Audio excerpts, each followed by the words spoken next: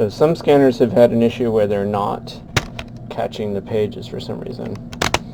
What I've been able to do for most of them that seems to resolve it is open this part right here and take this, press it up, and kind of clean this a little bit with your fingers. Check this little guy right here, this little nub. Just flip this thing a little bit, and then push this, and push back and forth on this guy right here as well. So just do this a few times.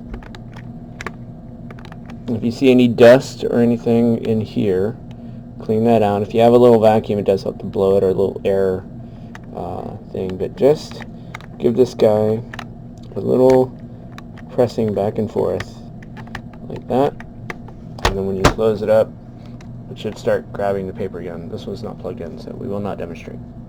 Okay, thanks.